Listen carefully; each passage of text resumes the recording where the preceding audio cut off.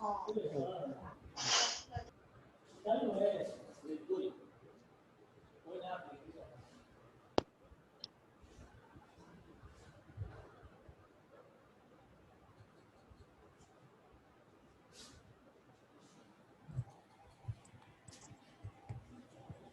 School कब खुलेगा? Good morning sir. Good morning. Good morning. Hello sir, good morning. कहाँ है? हेलो। ध्यान से सारे बच्चे सुनेंगे। पद परिचय में दो चीज छूट गया था। बच्चे इसका आग्रह कर रहे थे कि काल और क्रिया दो चीज हमें अच्छे से समझ लेनी है। वैसे तो हम शुरू से काल पढ़ते चले आ रहे हैं, लेकिन मुझसे भी काल आप सुन लेंगे तो पद परिचय में आसानी हो जाएगी। समय कम है, आज काल बिंदु को समाप्त कर देना है। आप सारे बच्चे कॉपी और कलम निकाल लें और मेरे साथ नोट करते जाएंगे कि काल जो है कि कुछ परिभाषा नोट करनी होगी, काल कितने होते हैं और भेदों को भी नोट करना होगा। इसको जल्दी से हम सारे बच्चे नोट करते रहें। तो ये सब पढ़ा चुके हैं आप? क्या बेटा बताओ? फिर ये सब आप पढ़ा लिए हैं? क्या चीज? जो आप हेडिंग डाले हैं, काल का पाठ ये सब नहीं पढ़ा है सर। आप काल क्रिया पढ़ाना है तो काल क्रिया बता दे रहे हैं, पढ़ाना नहीं है। ये जो है पद परिचय में आएगा, सिलेबस में नहीं है, लेकिन कुछ बच्चे आग्रह कर रहे थे इसलिए काल पर हम थोड़ा सा चर्चा कर रहे हैं। इसको ध्यान से सुने। काल पे भी कीजिए। काल जो है शब्द परिवर्तन की एक इकाई है। क्या है? मेरे साथ नोट करते जाएं। शब्द परिवर्तन की एक इकाई है। शब्द परिवर्तन की इकाई कितनी होती है? 4 होती है। पहली बात, शब्द परिवर्तन की मेरे साथ नोट करते जाएं, तभी समझने में आसानी होगी। सारा चीज मैं बोलकर व्यक्त कर रहा हूं, बहुत कम शब्द लिख रहा हूं, लेकिन लिखने का भी प्रयास कर रहा हूं। आप लोग लिखते जाएं मेरे साथ, मेरा साथ देंगे तभी यह आज समाप्त हो पाएगा। लिखें।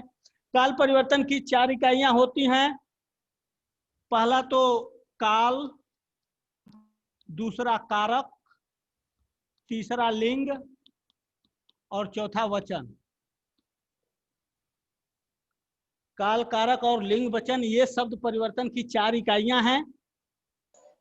इसमें एक तो काल एक स्थिति का नाम है, एक हालात है। काल क्या है? काल एक स्थिति का नाम है। मेरे साथ ये भी नोट कर लें कि काल एक स्थिति का नाम है, एक हालात है। काल एक स्थिति है, काल एक हालात है। काल कोई शब्द नहीं है, काल कोई वर्ण नहीं है, काल कोई वाक्य नहीं है। काल एक स्थिति है, काल एक हालात है। और ये काल जो है क्रिया के होने के समय का बोध कराता है। किसका बोध कराता है? तो क्रिया के होने के समय का बोध कराता है। समय का बोध कराता है। समय का बोध कराता है। समय का बोध कराता है। क्रिया के होने के समय का बोध कराता है। उसे हम क्या कहते हैं? काल कहते हैं। एक बात और ध्यान रखना है कि ये जो शब्द परिवर्तन की जो इकाइयां हैं, इसमें व्यक्तिवाचक संज्ञा जो है वह कारक के आधार से नहीं बदलती। मुख्य चीज है, कुछ व्यक्तिवाचक संज्ञाएं जो हैं, जो व्यक्तिवाचक संज्ञा है वह कारक के आधार पर नहीं बदलता। लेकिन काल एक स्थिति है, उसी का हालात है। हालात किसका है? तो क्रिया के होने के समय का ये बोध कराता है। नोट करें, बहुत महत्वपूर्ण है। क्रिया के होने के समय का बोध कराता है। अब देखें, ये काल जो है 3 प्रकार के होते हैं। काल का जो प्रकार है, काल का जो प्रकार है 3 प्रकार का है। पहला तो भूतकाल, भूतकाल, वर्तमान काल, वर्तमान काल, भविष्य काल, और देखो भविष्य, भविष्य काल। भविष्य के साथ यदि काल हम जोड़ते हैं तो भविष्य काल लिखेंगे। यदि दोनों को अलग अलग करेंगे तो देखो ऐसे लिखेंगे भविष्यत, भविष्यत, तब काल लिखेंगे। दोनों को जोड़ देंगे तो का लोप हो जाता है। संधि प्रकरण में आप कक्षा 8 में पढ़ चुके होंगे। तो भविष्य काल दोनों एक साथ लिखा जाएगा। और भविष्यत यदि काल को अलग लिखते हैं, भविष्यत को अलग लिखते हैं तो ये का लोप हो जाता है। तो भविष्यत काल कहें, ऐसे लिखे भविष्यत काल या भविष्य काल लिखें। अब ये भूतकाल जो है, भूतकाल जो है किसका बोध कराता है? तो बीते हुए समय का बोध कराता है। बीते हुए समय, बीते हुए समय का बोध जो कराता है, यानी बीते हुए समय का बोध कराता है, उसे हम क्या कहते हैं? भूतकाल कहते हैं। यानी क्रिया के जिस रूप से कार्य का बीते हुए समय में होने का बोध कराता है वह भूतकाल कहलाता है। समझ में आ रहा है मैं क्या कहना चाह रहा हूं? क्रिया के जिस रूप Yes, से, sir. क्रिया के जिस रूप से बीते हुए समय में कार्य के होने का बोध कराता है उसे हम भूतकाल कहते हैं। और वर्तमान काल का मतलब होता है चल रहा समय, चल रहा समय, चल रहा समय। क्रिया के जिस रूप से कार्य के चल रहे समय का बोध कराता है उसे हम वर्तमान काल कहते हैं। और भविष्यत काल का मतलब होता है आने वाला समय, आने वाला, आने वाला समय। क्रिया के जिस रूप से कार्य के होने का जो समय है, आने वाला समय का बोध कराता है उसे भविष्यत काल कहते हैं। इतनी बात समझ में आ गई? सारे चीज नोट कर लो, ऐसे नोट कर लो, समझ में आ जाएगा। बीते हुए समय का बोध कराता है भूतकाल कहलाता है, चल रहे समय का बोध कराता है वर्तमान काल कहलाता है, आने वाला समय का बोध कराता है भविष्यत काल कहलाता है। अब बहुत महत्वपूर्ण चीज है कि भूतकाल, भूतकाल के कितने भेद होते हैं? यही नीचे लिख लो, 6 भेद होते हैं। भूतकाल के कितने भेद होते हैं? 6 भेद होते हैं। वर्तमान काल के कितने भेद होते हैं? 5 भेद होते हैं। हमारे एनसीईआरटी में 3 भेद माने गए हैं।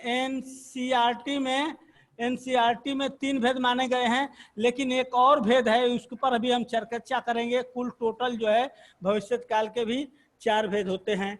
ये नोट कर लो। नोट कर रहे हो ना? भूतकाल के 6 भेद। Yes, sir. जल्दी नोट करो, ये समझ जाओ। स्क्रीनशॉट ले लो, स्क्रीनशॉट ले लो। अरे बेटा नोट करोगे तो कुछ याद हो जाएगा, कुछ याद हो जाएगा। नोट कर लो। अब देखो, सर नोट कर लिए हैं। हाँ अब उसमें भी देखो, सर नोट ही ना करना है उसमें से भी। अब देखो भूतकाल, भूतकाल के जो 6 भेद हैं ये यहाँ मेरे साथ नोट करते रहो। सामान्य भूतकाल, सामान्य भूतकाल, सामान्य भूतकाल। दूसरा आसन्न भूतकाल, मेरे साथ नोट करें, आसन्न भूतकाल। तीसरा पूर्ण भूतकाल, पूर्ण भूतकाल। चौथा अपूर्ण भूतकाल, अपूर्ण भूतकाल। और 5वां संदिग्ध भूतकाल, संदिग्ध भूतकाल, संदिग्ध भूतकाल। और 6वां हेतु भूतकाल, भूतकाल। नोट कर लें। सामान्य भूतकाल, आसन्न भूतकाल, पूर्ण भूतकाल, अपूर्ण भूतकाल, संदिग्ध भूतकाल और हेतु भूतकाल, हेतु भूतकाल। सब में थोड़ा सा अंतर है। मैं ट्रिक लिखवा दे रहा हूँ। पांचवा हाँ बोलो बेटा। पांचवा क्या लिखे हैं सर? हेतु हेतु भूतकाल, हेतु फिर हेतु उसके ऊपर भूतकाल, उसके ऊपर वाला सर संदिग्ध भूतकाल। फिर से सुन लो, सामान्य भूतकाल, आसन्न भूतकाल, पूर्ण भूतकाल, अपूर्ण भूतकाल, संदिग्ध भूतकाल, हेतु हेतु भूतकाल। हेतु हेतु है बेटा, हेतु हेतु भूतकाल।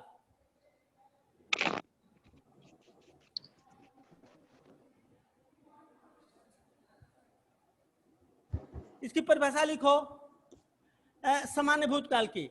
क्रिया के जिस रूप से कार्य के बीते हुए समय का बोध होता है, होगा। कार्य के मेरे साथ लिखो, कार्य के जिस रूप से बीते हुए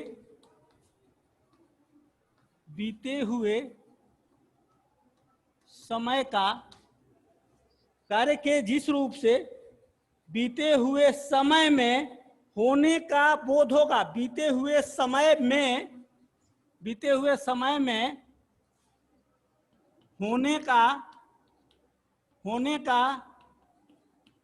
बोध होगा। लेकिन इसमें बहुत महत्वपूर्ण चीज यही जानना है कि बीते हुए समय में तो होने का बोध होगा, लेकिन इसमें जो है क्रिया के जिस रूप से बीते हुए समय का बोध हो वह तो भूतकाल होगा, लेकिन क्रिया के जिस रूप से कार्य का बीते समय में होने का बोध हो वह भी भूतकाल होगा। लेकिन सामान्य भूतकाल में क्रिया के जिस रूप से कार्य के होने का तो बोध होगा, लेकिन निश्चित समय का बोध होगा, लेकिन निश्चित समय का बोध नहीं होगा। निश्चित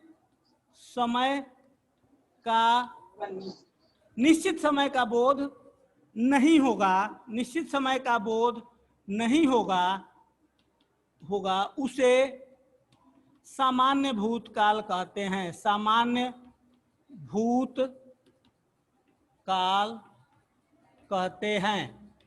भूतकाल कहते हैं।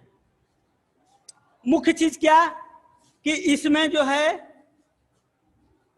निश्चित समय का बोध नहीं है।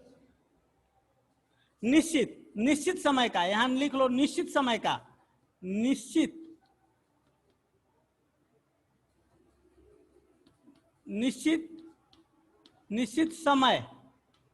निश्चित समय का बोध नहीं होगा। नोट कर लें, निश्चित समय का बोध नहीं होगा, उसे सामान्य भूतकाल कहते हैं। हो गया। कार्य के जिस रूप से बीते हुए समय में होने का बोध होगा, लेकिन निश्चित समय का बोध नहीं होगा, वहां सामान्य भूतकाल कहते हैं। अब उदाहरण देखें, अब इसका हम उदाहरण देखेंगे।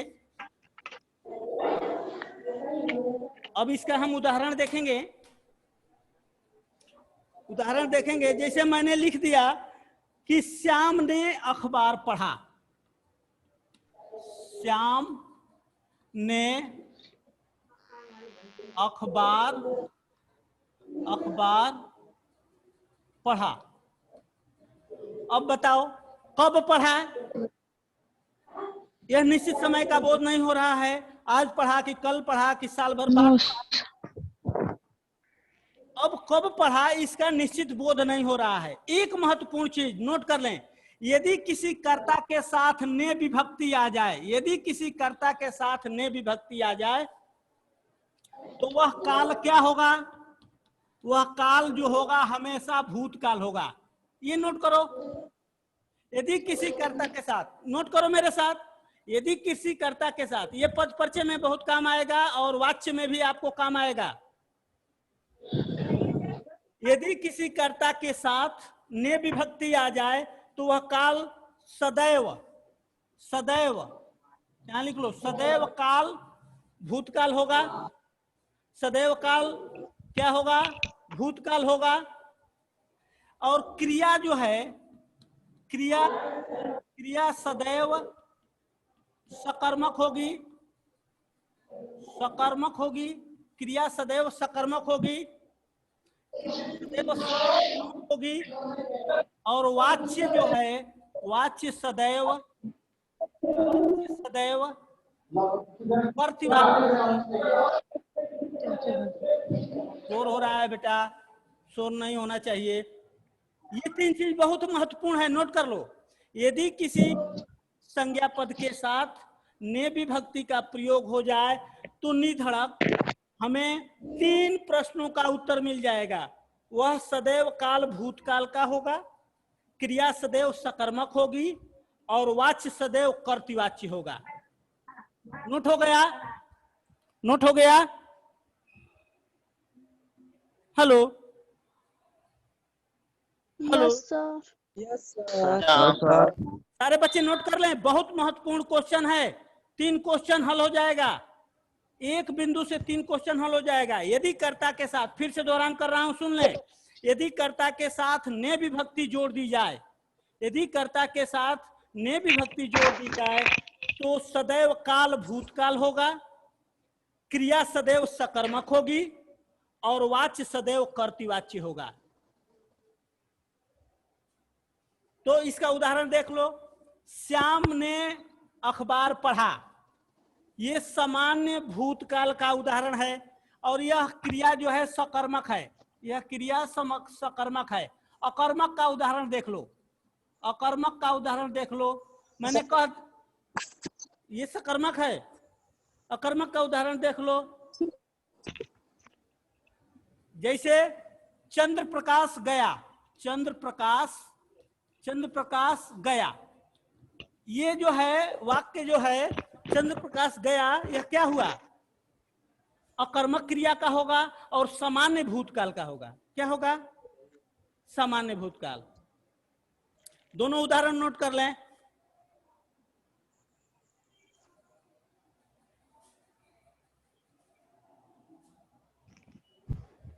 नोट हो गया? आगे बढ़ें। हो गया सर।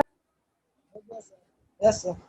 हाँ, अब यस सर। देखें, अब सामान्य भूतकाल समाप्त हो गया, ये केवल नोट कर लो। और इसके साथ एक और ट्रिक ये लिख लो, ता ता ती ते इसके साथ लगाया जाता है, ये भी नोट कर लो बेटा, कहीं कोष्ठ में नोट कर लो। सामान्य भूतकाल में ता, ती और बहुवचन के रूप में ते का प्रयोग किया जाता है। क्रिया, सहायक क्रिया, ये मूल क्रिया में जोड़ी जाती हैं। ये लिख लो, मूल क्रिया में ये सहायक क्रिया जोड़ी जाती है। सहायक क्रिया, मूल क्रिया में सहायक क्रिया ता ती ते जोड़ा जाएगा तो वह क्या हो जाएगा? सामान्य भूतकाल बन जाएगा। नोट कर लो, ता ती ते यदि सहायक क्रिया का प्रयोग कर दिया गया तो वह सामान्य भूतकाल का वाक्य हो जाएगा। नोट हो गया? Yes sir. बहुत लंबा बिंदु है बेटा, आज मैं इसको समाप्त करने जा रहा हूं, इसलिए ध्यान से सुनो, शोर न करें। यदि शोर नहीं करेंगे तो खूब अच्छे से समझ में आ जाएगा। अच्छा, तब हम जब भी पढ़ पाएंगे, तभी पढ़ पाएंगे जब आप शोर नहीं करेंगे, तभी मैं अच्छे से पढ़ा पाऊंगा, अच्छे से समझा पाऊंगा। शोर करेंगे तो समझ नहीं पाएंगे। अब देखें, दूसरा है आसन्न भूतकाल। आसन्न भूतकाल का मतलब परिभाषा मेरे मुख से सुन लें, संक्षिप्त में लिखवा दे रहा हूं कि क्रिया के जिस रूप से अभी अभी बीते हुए समय का बोध होता है। क्या? अभी अभी, मेरे साथ लिख लो, अभी अभी बीते हुए समय का, अभी अभी बीते हुए समय का बोध हो रहा हो, बीते हुए समय का बोध हो रहा हो, बोध हो रहा हो, अभी अभी बीते हुए समय का बोध हो रहा हो, वहां आसन्न भूतकाल होता है। आसन्न भूतकाल होता है।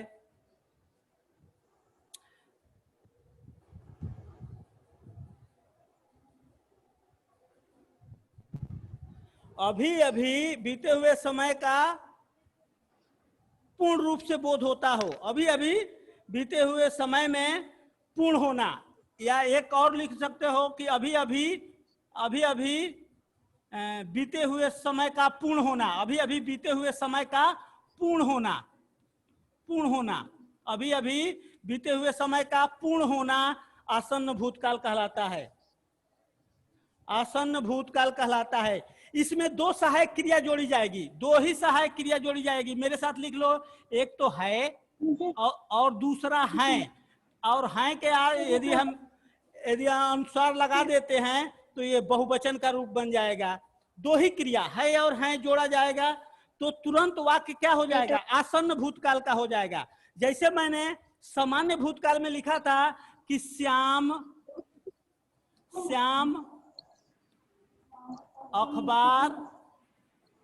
अखबार पढ़ा, और इसको आसन्न भूतकाल बनाना है तो क्या हम जोड़ देंगे,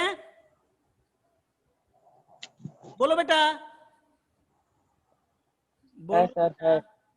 श्याम अखबार पढ़ा, श्याम अभी अभी नहीं बेटा, पढ़ा है। मैंने कहा कि श्याम अखबार पढ़ा, इसमें दो ही सहायक क्रिया केवल जोड़ देंगे, हैं और हैं, तो यह आसन्न भूतकाल हो जाएगा। देखो है, श्याम अखबार पढ़ा है, इसमें देखो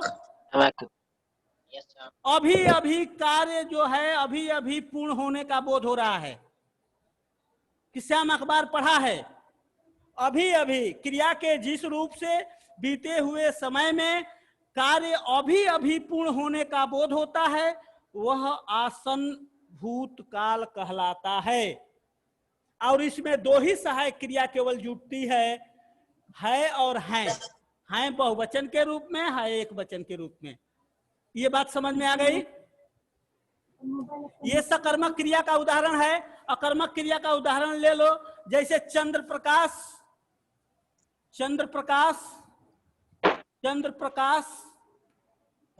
प्रकाश गया है।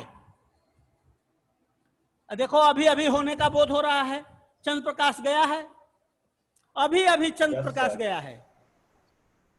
तो ये जो है अकर्मक क्रिया का उदाहरण है, हो गया, और ये सकर्मक का हो गया। और यह आसन्न भूतकाल का उदाहरण है जिसमें दो ही सहायक क्रिया जोड़ी जाती हैं, दो ही सहायक क्रिया जोड़ी जाती हैं। देख लो, हैं और हैं, मूल क्रिया में है और हैं। ये पठ धातु है और क्रिया के मूल को ही धातु कहते हैं।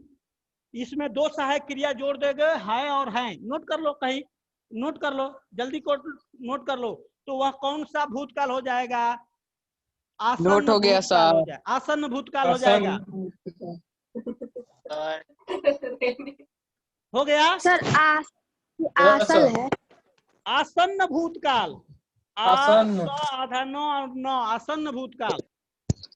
निखिल तिवारी मतलब होता है पास बैठा हुआ या समीप बैठा हुआ, समीप अर्थ लिख लो, बैठा हुआ। खतरनाक लग रहे हो सर। गलत बात बेटा, बीच में बोलो मत, मनोयोग से सुनो। बहुत काम की चीज बता रहा हूँ, ध्यान से सुनो बेटा। बुक पढ़ोगे समझ में नहीं आएगा, ये समझाने का प्रयास कर रहा हूँ, आसानी से समझ में आ जाएगा। हो गया, आगे बढ़ें। Yes sir. चलो अब देखो पूर्ण भूतकाल। और पूर्ण भूतकाल का मतलब हुआ कि क्रिया के जिस रूप से बीते हुए समय का बोध हो। परिभाषा सुने ध्यान से, मनोयोग से सुने, याद हो जाएगा। क्रिया के जिस रूप से बीते हुए समय का बोध हो, लेकिन सामान्य क्रिया के पहले पूर्ण होने का बोध हो। माने क्रिया के जिस रूप से बीते हुए समय का बोध तो हो, लेकिन बहुत पहले बीत चुके होने का बोध हो। पूर्ण रूप से बीत चुके होने का बोध हो, बहुत पहले बीत चुके होने का बोध हो, वहां जो है पूर्ण भूतकाल होगा। वहां जो है क्या होगा, पूर्ण भूत, यानी पहले होने का बोध हो। क्या हो, पहले हो जाने का बोध हो, वहां पूर्ण भूतकाल होगा। इसमें जो है सहायक क्रिया हम क्या जोड़ेंगे, सहायक क्रिया जोड़ेंगे, मेरे साथ लिख लो। इसमें भूतकाल, पूर्ण भूतकाल में सहायक क्रिया पहले तो जोड़ेंगे था, स्त्रीलिंग के रूप में थी और थे बहुवचन के रूप में। नोट कर लो, था, थी, थे। जैसे सामान्य भूतकाल में मैंने लिखा था कि श्याम अखबार पढ़ा। इसको आसन्न बना दिया तो क्रिया क्या जोड़ दिया मैंने, है, तो ये आसन्न भूतकाल हो गया। श्याम अखबार पढ़ा है। और इसमें श्याम अखबार पढ़ा था क्रिया जोड़ देंगे तो कौन सा काल बन जाएगा, पूर्ण भूतकाल। पूर्ण भूतकाल। ये सकर्मक क्रिया का उदाहरण है। अब मैं लिख दिया कि मोहन गया था, मोहन गया था। ये अकर्मक क्रिया का उदाहरण है। पूर्ण भूतकाल क्रिया के पूर्ण होने का बोध कराता है, उसे हम क्या कहते हैं, पूर्ण भूतकाल कहते हैं। पूर्ण भूतकाल। इसमें सहायक क्रिया था, थी, थे। ठीक है, नोट हो गया बेटा? Yes sir. डेफिनेशन एक बार और बोल दीजिए। मैंने क्या कहा, श्याम अखबार पढ़ा, ये सामान्य भूतकाल हो गया। यहाँ तक सामान्य भूतकाल हो गया। जो ही हम इसमें हैं जोड़ देंगे तो अभी कार्य होने का बोध होगा, आसन्न भूतकाल हो जाएगा। और इसमें सहायक क्रिया यदि हम था जोड़ दिए तो क्या हो जाएगा, पूर्ण भूतकाल। 3 चीज समझ जाओ, क्या हो गया, यस सर। पूर्ण भूतकाल। सब समझ में आ गया? समझ में आ गया? सामान्य परिभाषा बता दीजिए। क्रिया के जिस रूप से कार्य के बीते हुए समय का बोध पूर्ण रूप से होता है, पूर्ण रूप से हो, उसे हम पूर्ण भूतकाल कहते हैं। ठीक है, क्रिया के जिस रूप से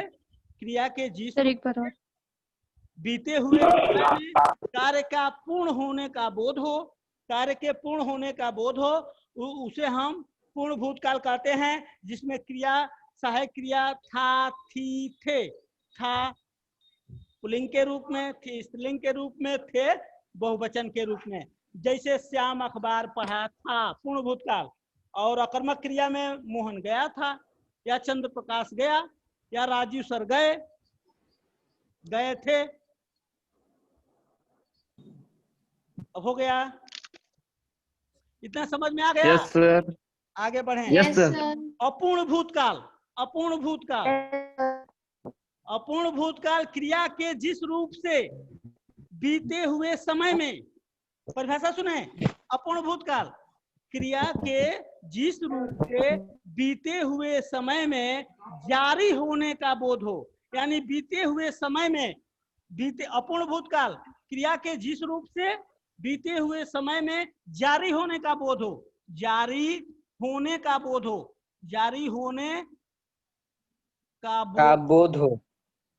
हो, उसे अपूर्ण भूतकाल कहते हैं, उसे अपूर्ण भूतकाल कहते हैं। इसमें इसकी जो सहायक क्रिया है, रहा था, रही थी, और बहुवचन में लिखे रहे थे। बच्चा कल खेल रहा था। मेरे साथ नोट कर लें,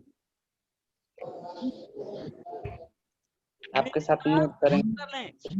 के जिस रूप से बीते हुए समय में, क्रिया के जिस रूप से बीते हुए समय में जारी होने का बोध हो, उसे अपूर्ण भूतकाल कहते हैं। नोट हो गया? उदाहरण देखो, जैसे श्याम इसको कल खेल रहा था, उसी तरह से दूसरा भी हम इसको दूसरे रूप से, श्याम अखबार पढ़ रहा था। जरूरी अखबार पढ़े। श्याम कल खाना खा रहा था, अखबार पढ़ रहा था। हाँ बेटा, एक ही उदाहरण से समझाने का प्रयास कर रहे हैं ताकि आसानी से देखो। समय बीत रहा है, देखो अब 10 मिनट समय रह गया है, मनोयोग से सुनो तभी समाप्त हो पाएगा। श्याम अखबार पढ़ रहा था, श्याम अखबार पढ़ रहा था, और इसका अकर्मक क्रिया में वाक्य बनाओ अपूर्ण भूतकाल का। मोहन जा रहा था। अकर्मक क्रिया में, अकर्मक क्रिया में कौन बनाएगा? मोहन जा रहा था सर। हाँ बहुत अच्छा। श्याम खाना खा रहा था। मोहन जा रहा मोहन था। जा रहा था, मोहन जा रहा, मोहन जा रहा था, मोहन गा रहा था। हो गया, मोहन जा रहा था। जाना क्रिया का रूप होता है अकर्मक क्रिया में।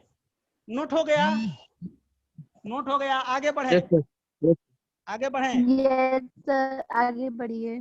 संदिग्ध भूतकाल, संदिग्ध भूतकाल में क्रिया के जिस रूप से कार्य के बीते हुए समय में, क्रिया के जिस रूप से, परिभाषा सुने, संदिग्ध भूतकाल क्रिया के जिस रूप से बीते हुए समय में, बीते हुए समय में संशय का बोध हो, संशय का बोध हो, बीते हुए समय में किसका बोध हो?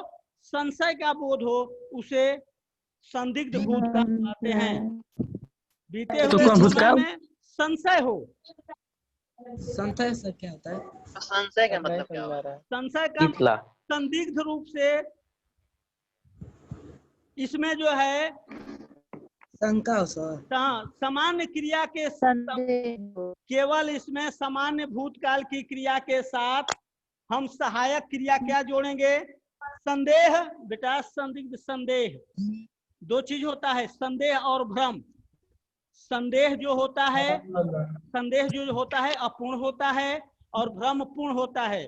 जैसे हम रात के समय रास्ते में जा रहे हैं, अंधेरा छाया हुआ है और रस्सी को सर्प समझकर वापस चले आते हैं, ये संशय की स्थिति है, ठीक है। और पूर्ण रूप से भ्रम, ये जो पुनः वापस जाकर देखते हैं कि कहीं रस्सी ना हो तो यहाँ संशय हो जाएगा। अपूर्ण रूप से भ्रम तब पैदा होता है कि रस्सी को ही हम सर्प समझ बैठते हैं, यह पूर्ण रूप से भ्रम होता है, ठीक है। तो ये संशय की स्थिति है।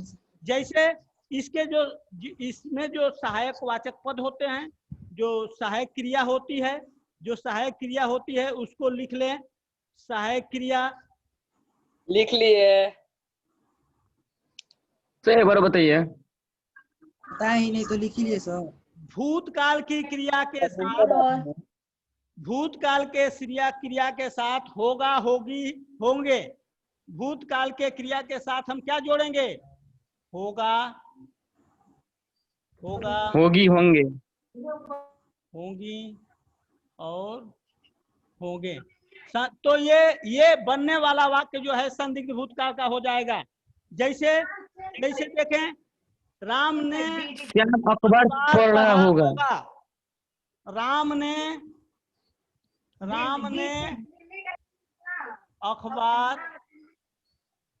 अखबार पढ़ा होगा। अकर्मक क्रिया बनावे, इसका अकर्मक क्रिया संदिग्ध भूतकाल में क्या हो जाएगा? हम जा रहा हूँ। अकर्मक क्रिया में क्या हो जाएगा? श्याम जा रहा हूँ। जा रहा होगा। अकर्मक क्रिया में लिख लो राजीव बलिया। बोलो आगे जोड़ो अकर्मक क्रिया का वाक्य। राजीव बलिया जा रहा होगा, जा रहा होगा सर। राजीव बलिया जा रहा होगा। बलिया गया होगा, तब न संदिग्ध वाक्य बनेगा। गया होगा, गया होगा। यही गलती कर बैठते हो, गलती नहीं होनी चाहिए। राजीव बलिया गया होगा, तब न संदिग्ध। अब गया होगा कि नहीं गया होगा, ये तो हमको संशय क्या है ना कि राजीव बलिया होगा कि नहीं गया होगा, यह संशय पैदा होता है। और जब संशय पैदा होगा बेटा तो वहां संदिग्ध भूतकाल हो जाएगा, ठीक है। नोट कर लो, ये अकर्मक क्रिया का वाक्य है। अकर्मक क्रिया का, अकर्मक क्रिया है बेटा। और सकर्मक क्रिया, चंद्र प्रकाश ने अखबार पढ़ा होगा, ये सकर्मक। और बता दीजिए क्या बेटा? किसको बताएं, बताओ। सर लास्ट वाला बताइए सर, टाइम नहीं है। भूल जाओगे, संदिग्ध प्रयोग से नहीं सुनोगे तो भूल जाओगे। देखो क्रिया के जिस संदिग्ध क्रिया के जिस रूप से कार्य के बीते हुए समय में होने पर संशय हो, उसे हम संदिग्ध भूतकाल कहते हैं।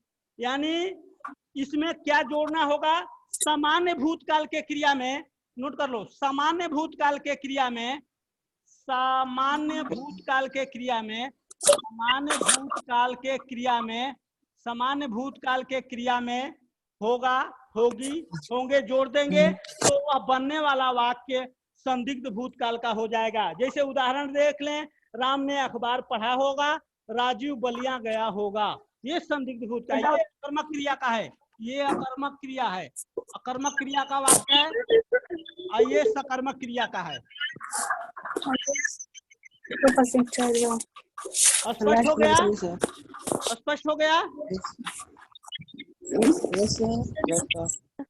आगे देखें, सर इस वाच्य के बारे में बताइए। आगे देखें बेटा, पहले काल को पढ़ो, वाच्य बिंदु पढ़ा चुके हैं, पहले काल पढ़ो। ध्यान से नहीं सुनोगे तो समझ में नहीं आएगा। अब बच रहा है हेतु, हेतु मद भूतकाल। हेतु, हेतु मद भूतकाल में क्रिया के बीते हुए समय में हम क्या करते हैं, शर्त का बोध लगा देते हैं। किसका बोध करते हैं? शर्त वाला वाक्य रख देते हैं, शर्त वाला वाक्य, नोट कर लो, शर्त वाला वाक्य, शर्त वाला वाक्य। जैसे घबराओ मत बेटा, बता रहे हैं। ये क्रिया के बीते हुए समय में हम क्या करते हैं, शर्त का बोध रख देते हैं। जैसे यदि आप पढ़ते तो पास होते, यदि आप मनोयोग से सुनते तो समझ में अच्छा से आता। ये क्या है, शर्त लगा दिया। शर्त वाले वाक्य वो क्या हो जाते हैं, वो जो है वह हेतु, हेतु मद भूतकाल कहलाते हैं। बात समझ में आ रही है? हेतु भूतकाल,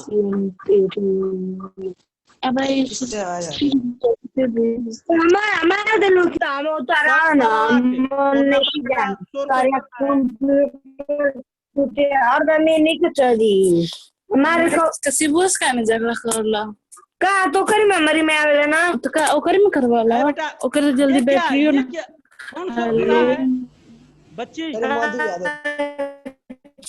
खानी घरेलू बात मत करो, यहाँ मनोयोग से सुनो। हेतु, हेतु मद भूतकाल, ये शर्त वाला वाक्य होता है। यदि पढ़ते तो पास होते, यह शर्त रख दिया गया। अब देखो कितना समय बच गया है, भूतकाल समाप्त हो गया।